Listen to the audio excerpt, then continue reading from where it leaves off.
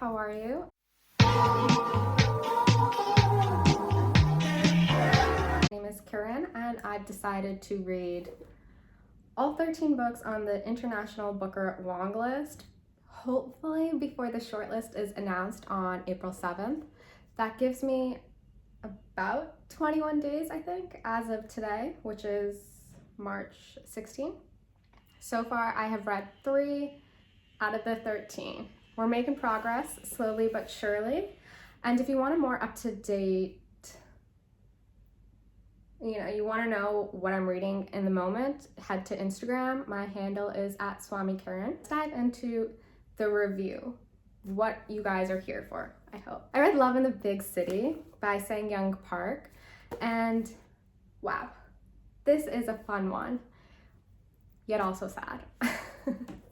Which I think is the perfect combination. You want life is like that, full of joy and sadness at the same time. The book is divided up into about 4 or 5 parts and explores the meaning of love. What is love? The love between best friends, the love between, mother and son, the love between someone who doesn't love you as much as you love them, and then also the more simple everyday love of a more steady relationship. I just dove right into that, and I didn't really tell you what this book is about.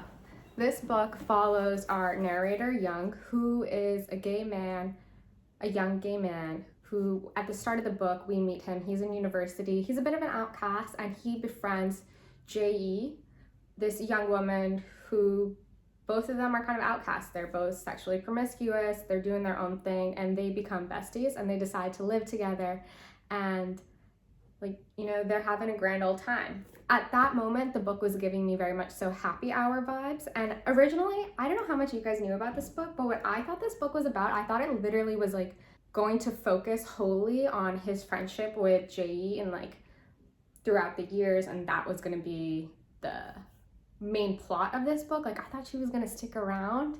She pops up a little bit here and there towards the end of the novel, very, very briefly.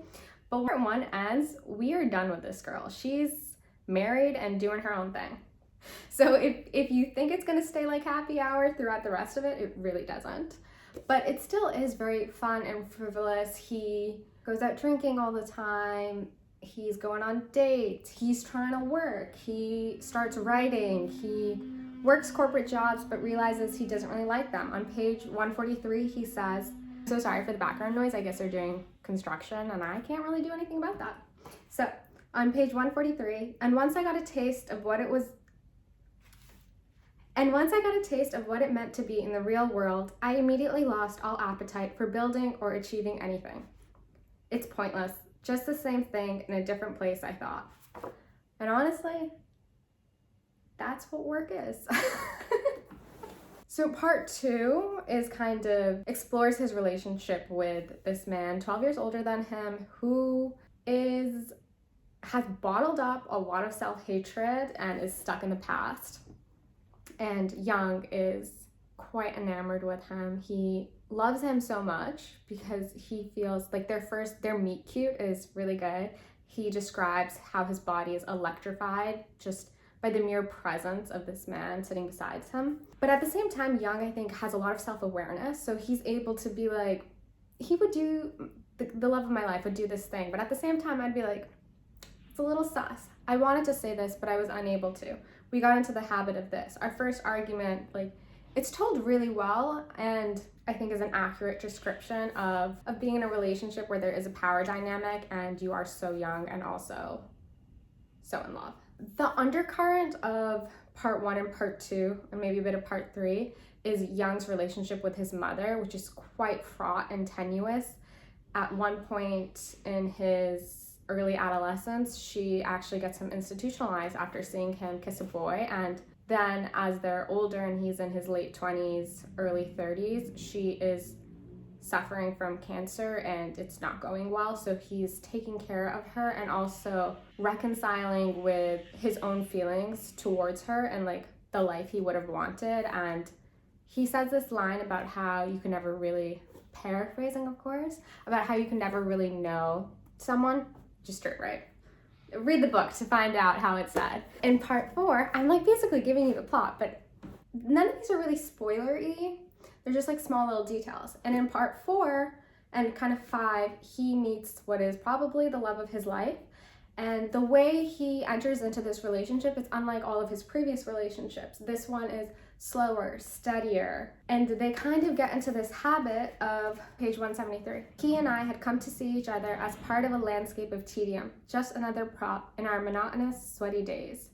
So this relationship is unlike all of his previous ones, but I think it is the one that is the most important and fulfilling, though in the moment I don't think Young realizes it.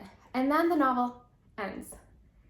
Shortly thereafter, I wanted there to be a happy ending. And it's not that there was necessarily like a traumatizing, gut-wrenching ending. It's just a bittersweet ending, because I think Young could have the happiness that he deserves and wants, but it's almost as if he doesn't think he deserves it. And as such, he is stuck. And I think that's disappointing as a reader who wants a happy ending. Not that all books need it, but this one just would have been so great if it was there. To wrap this up, thematically, we're exploring, similar to the short stories that I read, we're exploring what it means to be queer in the particular landscape of South Korea, and our narrator is exploring the different ways that one can experience love and trying to find happiness and meaning, fulfillment, and is not able to do so fully, but has pockets of happiness. And I think I would really recommend this. It's a delight to read. Even if I wasn't trying to read as fast as I am before the deadline, I would have read this very quickly, because it's just, you're swept into this narrative and it's so fun and contemplative, but not in a very pretentious way. I definitely recommend this one. I recommend this one over the short stories. Okay, anyways, we're gonna wrap this up because I gotta talk about another book. So stay tuned, see you guys later. If you've read this, what were your thoughts? Please let me know in the comments, and I will see you guys later. Bye.